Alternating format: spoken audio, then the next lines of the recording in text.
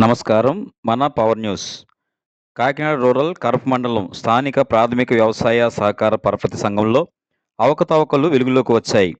ఇటీవల ఎరువుల అక్రమ రవాణా జరుగుతున్నట్టు మీడియాలో వచ్చిన వార్తలపై స్పందించిన జిల్లా అధికారులు సంఘంలో రికార్డులను పరిశీలించారు.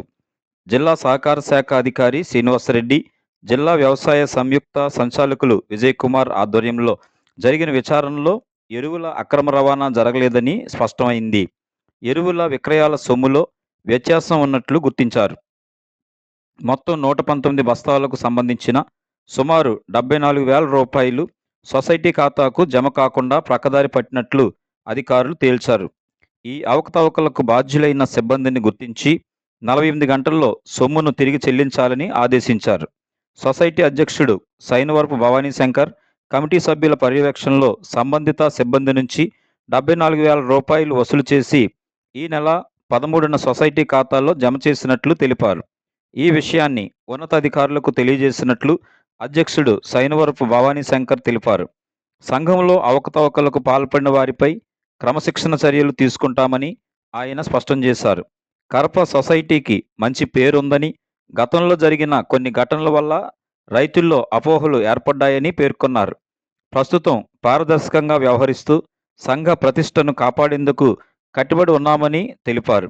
ఈ కార్యక్రమంలో మండల వ్యవసాయ అధికారి ఇమ్మడిశెట్టి సత్య, డైరెక్టర్లు సోడిశెట్టి సత్యనారాయణ, అడపా శ్రీను, సిఇఓ చంద్రశేఖర్ పాల్గొన్నారు. ఈరోజు ఈ మీడియా సమావేశం పెట్టడానికి ముఖ్య కారణం ఏంటంటే, మొన్న ఈ మధ్యకాలంలో మీడియాలో ఏవైతే కరప సొసైటీలో అక్రమ రవాణా ఎరువులు అనే వచ్చిన దాని మీద వివరణ గురించి మీడియా సమావేశం పెట్టాము. మొన్న ఈ మీడియాలో వచ్చిన వార్తను బట్టి పైన అధికారులు స్పందించి మన సొసైటీకి అయితే ఇన్స్పెక్షన్కి రావడం జరిగింది. అందులోనే మన జేడీ గారు, ఏఈఓ గారు, అలాగే ఏడీ గారు, ఏఓ మేడం అందరూ ఇన్స్పెక్షన్కి వచ్చారండి. వచ్చి ఇక్కడ విచారణ చేసి ఇక్కడ ఎరువులు అక్రమ రవాణా అనేది పూర్తిగా అవాస్తవం అని చెప్పేసి వాళ్ళు తేల్చారు. ఇక్కడ జరిగింది అయితే ఎరువులు అక్రమ రవాణా అనేది కాదండి.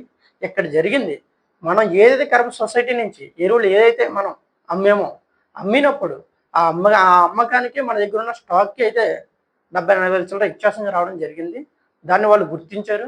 గుర్తించి వాళ్ళు ఎవరైతే సేల్స్ చేశారో వాళ్ళని బాధ్యులుగా చూసుకొని వాళ్ళకి 48 గంటలు టైం ఇచ్చి వాళ్ళకి ఆ అమౌంట్ రికవరీ చేసి మళ్ళీ సొసైటీకి కట్టాలని చెప్పేసి ఆదేశించి, యాజ్గా మేము ఎవరైతే ఇక్కడ చైర్మన్గా నేను, మా కమిటీ ఎవరైతే ఉన్నారో మా అందరికీ వాళ్ళ చేత ఆ అమౌంట్కి రికవరీ చేసి ఆ అమౌంట్ సొసైటీకి కట్టాలని చెప్పేసి ఆదేశించి వాళ్ళ మీద క్రమశిక్షణ చర్యలు తీసుకోమని సూచించేసి వాళ్ళైతే వెళ్ళడం జరిగింది. దానిలో భాగంగా మనం సోమవారం అయితే మనం మార్నింగ్ 12 గంటల సమయానికి ఎవరైతే సేల్స్ నిమిత్తం అమ్మి ఈ 76,000 రూపాయలు క్యాష్ ఏదైతే వ్యత్యాసం వచ్చిందో దాన్ని మనం తిరిగి రికవరీ చేసాం వాళ్ళ దగ్గర నుంచి. ఆ రికవరీ చేసిన అమౌంట్ మన సొసైటీకి మన సొసైటీకి అయితే డిపాజిట్ చేయడం జరిగిందండి. ఆ డిపాజిట్ చేసిన ఆ సేల్స్ లెడ్జర్ కానీ, ఆ డిపాజిషన్ ఫామ్ కానీ మన డీసీఓ గారికి, జేడీ గారికి అందరికీ మనం సబ్మిట్ చేసాము. అక్కడికి అది ప్రాబ్లం సాల్వ్ అయ్యింది తెలిసింది. నేను దీన్ని ప్రత్యేకించి ఎందుకు చెప్తున్నానంటే, కరప సొసైటీ మీద మన అందరికీ కూడా మంచి ఒపీనియన్ ఉండేది. అది గత ప్రభుత్వంలో చేసిన కొన్ని తప్పుదలు లేదో ఏం జరిగిందనే తర్వాత విషయం, అదైతే కొంచెం పక్కదోవ పట్టింది. దీన్ని సొసైటీని పక్కదోవ పట్టించకుండా వాస్తవాలు అయితే తెలియజేయాలని చెప్పేసి ఈ సమావేశం నిర్వహించాను నేను. ఇక్కడ కేవలం ఎరువుల అక్రమ రవాణా అనేది ఏ విధమైన అయితే జరగలేదండి. అది అధికారులు కూడా వచ్చి గుర్తించారు. కేవలం ఏదైతే సేల్స్ నిమిత్తం ఉందో అందులోనే అమౌంట్ వ్యత్యాసం వచ్చింది. ఆ వ్యత్యాసాన్ని ఎవరైతే దీనికి బాధ్యులుగా ఉన్నారో వాళ్ళందరి దగ్గర కూడా మేము రికవరీ చేసి కట్టించామని చెప్పేసి సభాముఖంగా తెలియజేసుకుంటున్నాను. అదేవిధంగా ఇప్పుడు పై అధికారులకి ఇవన్నీ కూడా మనం సబ్మిట్ చేసిన తర్వాత వాళ్ళు సూచించిన ప్రకారం ఇక్కడ ఎవరైతే దీనికి కారణం అయ్యారో వాళ్ళ మీద క్రమశిక్షణ చర్యలు తీసుకుంటామని చెప్పేసి తెలియజేస్తూ సెలవు తీసుకుంటున్నాను. నమస్తే అండి. మనకి శుక్రవారం నాడు మనకి జిల్లా వ్యవసాయ అధికారి గారు అలానే డీసీఓ గారు మనకి ఇక్కడికి ఇన్స్పెక్షన్కి రావడం జరిగింది. Along with assistant director of agriculture and my self ఇక్కడికి ఇన్స్పెక్షన్ రావడం జరిగిందండి.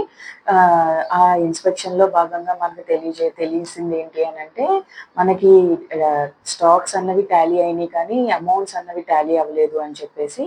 సో అప్పుడు డీసీఓ గారుని డిఏఓ గారు చెప్పింది ఏంటి అని అంటే, ఎవరైతే ఈ ఫర్టిలైజర్ స్టాక్స్లో సేల్స్లో ఇన్వాల్వ్ అయ్యి ఉన్నారో వాళ్ళందరినీ బాధ్యత వహించవలసిందిగా సార్ ఆర్డర్ చేశారు.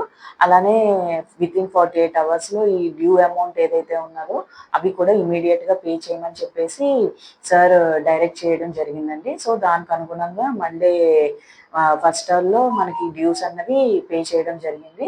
ఇదే మన ప్రెస్కి తెలియజేసుకుంటున్నాను. Thank you. ఇకపైన ఎటువంటివి బ్యాలెన్సెస్ ఈ స్టాక్స్ లో డిఫరెన్సెస్ రాకుండా ఉండాలి అని చెప్పేసి మన సొసైటీ సిఇఓ గారికి కూడా ఇన్ఫర్మేషన్ ఇవ్వడం జరిగిందండి. Thank you. మన పవర్ న్యూస్ ఛానల్ని లైక్ చేయండి, షేర్ చేయండి, సబ్స్క్రైబ్ చేసి మీ సపోర్ట్ మాకు తెలియచేయండి. మన పవర్ న్యూస్.